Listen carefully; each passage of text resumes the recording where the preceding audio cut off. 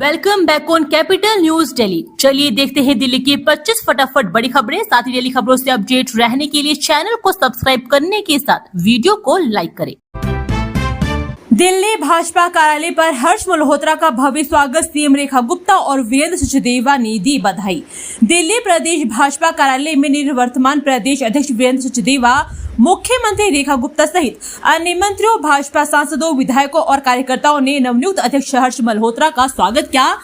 वीरेंद्र सचदेवा ने कहा कि कार्यकर्ताओं के परिश्रम से दिल्ली में भाजपा की सरकार बनी है। अब पार्टी को नई ऊंचाई पर ले जाने का दायित्व हर्ष मल्होत्रा पर है। उन्हें लंबा प्रशासनिक और संगठनात्मक अनुभव है। उनके अनुभव का लाभ संगठन को मिलेगा।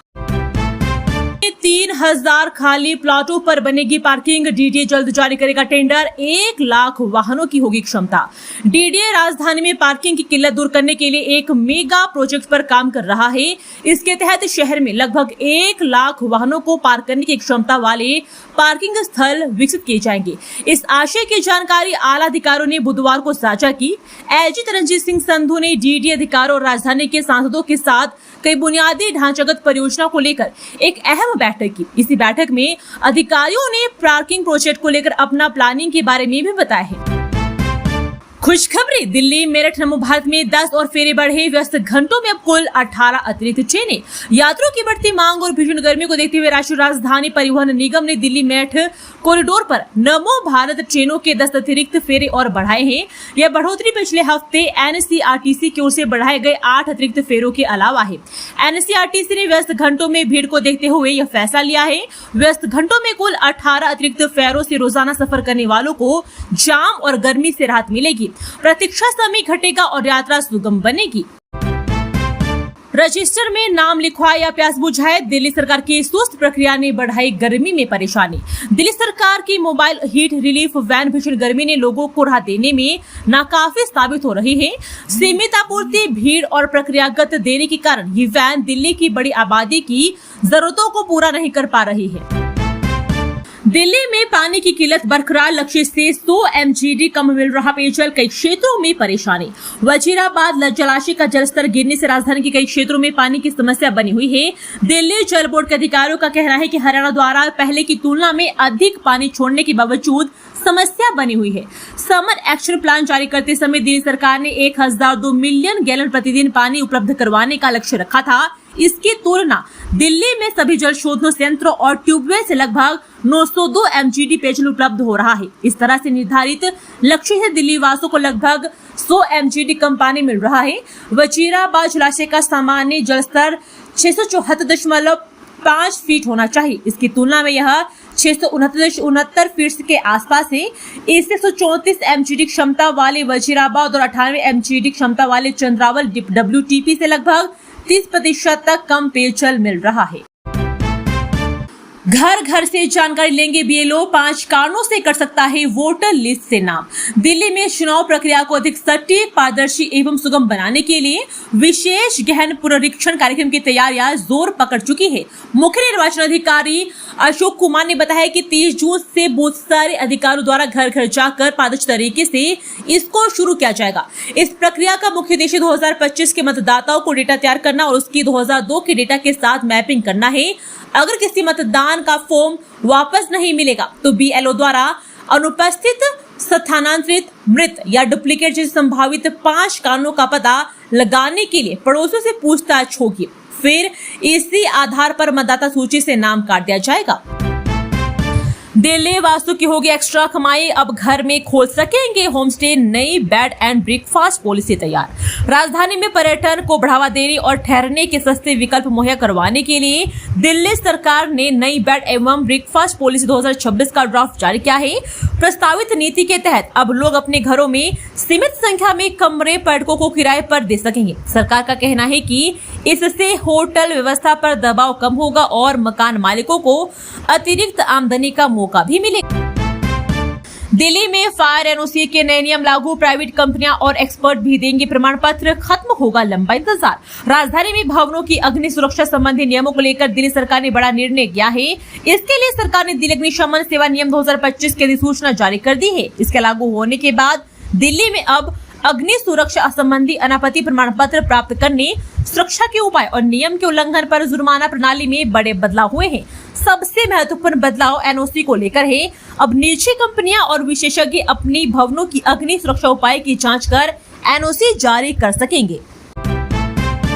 दिल्ली बीजेपी में गुटबाजी, प्रदेश अध्यक्ष पद के फेर में फंसे एमसीडी वार्ड कमेटी चुनाव, जाने इस कलह की इनसाइड स्टोरी। एमसीडी की वार्ड कमेटी और स्थायी समिति का गठन अनिश्चितकाल के लिए चल गया है। निगम सचिव कार्यालय ने अगले आदेश तक चुनावी प्रक्रिया को स्थगित कर दिया है। पहले भी इसकी तिथि बढ़ाकर 23 मई से 3 गुना जून तक कर दी गई थी। ऐसे में भी चुनाव कब होंगे कहना मुश्किल है, क्योंकि इसकी राह भाजपा में गुटबाजी आड़े आ रही है। पार्टी सूत्र बताते हैं कि दिल्ली भाजपा अध्यक्ष वीरेंद्र सचदेवा का कार्यालय खत्म होने का आदेश लगाकर पार्टी का एक धड़ा नए अध्यक्ष की घोषणा तक चुनाव नहीं करना चाहता है। दिल्ली एचसी का बड़ा फैसला, 4 मरीजों की जान बचाने के लिए मल्टी वे स्वैप किडनी ट्रांसप्लांट को दी मंजूरी। दिल्ली हाईकोर्ट ने एक मल्टी वे स्वैप किडनी ट्रांसप्लांट को मंजूरी दे दी है। इसमें किडनी की पुरानी बीमारी से जूझ रहे 4 मरीज एक दूसरे के करीबी रिश्तेदारों से अंग प्राप्त करेंगे। न्यायमूर्ति पुरुषेंद्र कुमार कौरव की पीठ ने कहा कि एक निजी अस्पताल की ऑथराइजेशन कमेटी और केंद्रीय स्वास्थ्य मंत्रालय के तहत अपीली प्राधिकरण का इस प्रस्ताव को खारिज करने का फैसला मानव अंग और उत्तक प्रत्यारोपण अधिनियम 1994 के उद्देश्य के विपरीत था। साथ ही अदालत ने अस्पताल के ऑथराइजेशन कमेटी को निर्देश दिया है कि वे मेडिकल और नैतिक प्रोटोकॉल के अधीन इस मल्टी वे स्वैप किडनी ट्रांसप्लांट को जल्द से जल्द मंजूरी थी। अदालत ने उक्त आदेश 8 व्यक्तियों की याचिका पर सुनवाई के बाद पारित किया है। इनमें 4 प्राप्तकर्ता और उनके इच्छुक करीबी रिश्तेदार शामिल थे। देश में हर 5वें इंसान का बीपी हाई सिर्फ 2 पॉइंट कम हो तो टलेगा हाईटेक, एम्स के डॉक्टरों ने बताया फॉर्मूला। भारत में हर 5वां वयस्क उच्च रक्तचाप यानी कि हाई बीपी से पीड़ित है, जिसमें शहरी क्षेत्रों में हर 3रा और ग्रामीण में हर 4था व्यक्ति प्रभावित है। NFSH 5 के अनुसार लाखों लोग अपनी स्थिति से अनजान हैं, जबकि जीवन शैली में बदलाव से जानें बचाई जा सकती है। दिल्ली के उद्योग नगर में फुटवेयर फैक्ट्री में लगी आग, फायर ब्रिगेड ने धुएं में फंसे 3 लोगों को बचाया। पश्चिमी दिल्ली के उद्योग नगर इलाके में मंगलवार रात एक फुटवेयर फैक्ट्री में आग लगने से अफरा तफरी मच गई। हादसे में फैक्ट्री के अंदर मौजूद एक महिला समेत 3 लोग धुएं की चपेट में आ गए, जिन्हें दिल्ली फायर सर्विस के कर्मचारियों में सुरक्षित बाहर निकालकर संजय गांधी अस्पताल पहुंचाया। दमकल विभाग के मुताबिक रात करीब 8:53 पर उद्योग नगर स्थित L8 फैक्ट्री में आग लगने की सूचना मिली थी। सूचना मिलते ही 3 वाटर टेंडर और 3 वाटर बाउंसर मौके पर भेजे गए। आग ग्राउंड फ्लोर पर चल रही फुटवेयर निर्माण इकाई में लगी थी। देश की पहली रोबोटिक सप्लीनोरिनल बाईपास सर्जरी का दावा, डॉक्टरों ने बचाई 67 वर्षीय महिला की इकलौती किडनी। लखनऊ निवासी 67 वर्षीय महिला की रोबोट असिस्टेड सप्लीनोरिनल बाईपास सर्जरी सफलतापूर्वक की गई है। सर्जरी करने वाले मैक्स सुपर स्पेशलिटी अस्पताल साकेत के डॉक्टरों का दावा है कि ये भारत की पहली रोबोटिक सप्लीनोरिनल बाईपास सर्जरी है।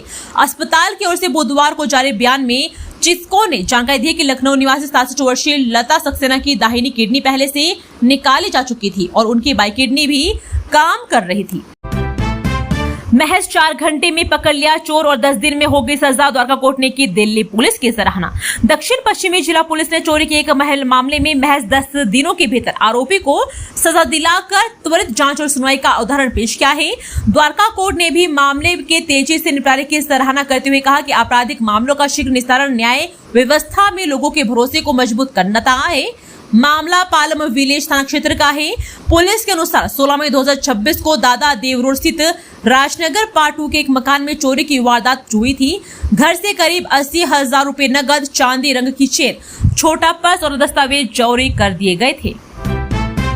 ईद के दिन हाजी अफजाल की पीएम मोदी से बड़ी मांग, गाय को राष्ट्रीय पशु घोषित करने की उठाई आवाज। उत्तर पूर्वी दिल्ली के सीलमपुर इलाके में ईद की नमाज के बाद स्थानीय नेता हाजी अफजाल के नेतृत्व में लोगों ने प्रधानमंत्री नरेंद्र मोदी से गाय को राष्ट्रीय पशु घोषित करने की मांग उठाई है। इस दौरान लोगों ने हाथों में पोस्टर और बैनर लेकर शांतिपूर्ण तरीके से अपनी बात रखी। पोस्टरों पर गाय को राष्ट्रीय पशु घोषित किया जाए देश से संदेश लगे थे। प्रदर्शन में शामिल लोगों का कहना था कि गाय भारतीय संस्कृति, आस्था और परंपरा का महत्वपूर्ण हिस्सा है, इसलिए उसे राष्ट्रीय पशु का दर्जा दिया जाना चाहिए। केंद्रीय मंत्री हर्ष मल्होत्रा को मिली दिल्ली भाजपा की कमान। भारतीय जनता पार्टी ने राजधानी दिल्ली में अपनी पार्टी के अंदर संगठनात्मक बड़ा बदलाव किया है। अब दिल्ली में भाजपा के अध्यक्ष बदल गए हैं। हर्ष मल्होत्रा को दिल्ली भाजपा के अध्यक्ष बनाए गए हैं।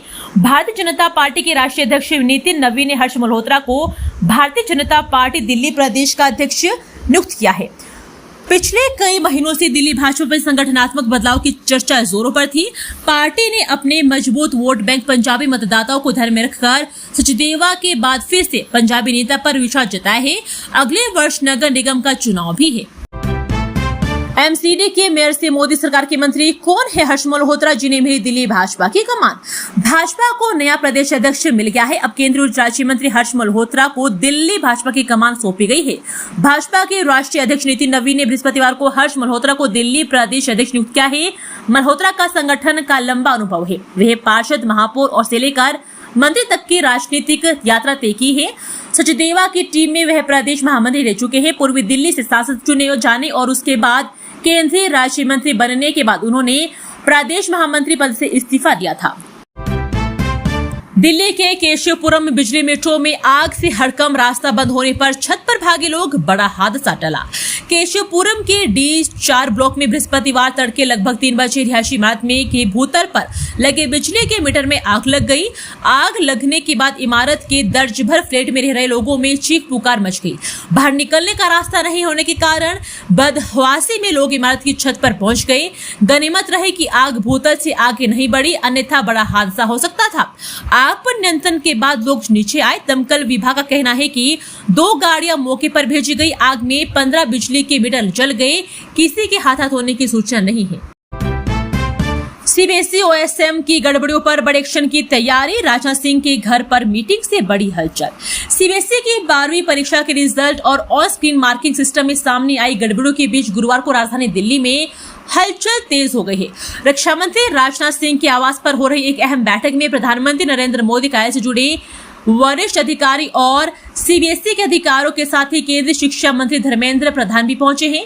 केंद्रीय शिक्षा मंत्री धर्मेंद्र प्रधान ने पहली बार सार्वजनिक रूप से सरकार की जिम्मेदारी स्वीकार करते हुए कार्रवाई का भरोसा दिया है। ऐसे में अब सवाल उठ रहा है कि क्या केंद्र सरकार सीबीएसई ओएसएम विवाद में किसी बड़े एक्शन या जांच की तैयारी कर रही है? सिस्टम में खराबी नहीं, सिर्फ इक्का दुक्का ही शिकायतें। सीबीएसई रिजल्ट के विवाद पर बोली ओएसएम करने वाली कंपनी। सीबीएसई के नए ऑन स्क्रीन मार्किंग सिस्टम को लेकर बढ़ते विवाद के बीच हैदराबाद स्थित कॉमन एजुकेशन टैग के सीईओ वीएसएन राजू ने डिजिटल मूल्यांकन प्लेटफॉर्म का बचाव किया है। उनका दावा है कि ऐसी इक्का दुक्का शिकायतें ही आई है। इन शिकायतों से पूरे सिस्टम को फेल नहीं कहा सकता है। वीएसएन राजू ने कहा कि ऐसा नहीं है कि पूरा सिस्टम ही गलत है या बहुत सारी समस्याएं सामने आई है। यह आरोप बिल्कुल भी सही नहीं है। आवारा कुत्तों के बढ़ते खतरे और कागजी दावे, जमीनी स्तर पर क्यों फेल हो रहा है सिस्टम? देश की सर्वोच्च अदालत ने साफ किया है कि नागरिकों की सुरक्षा सर्वोपरि है।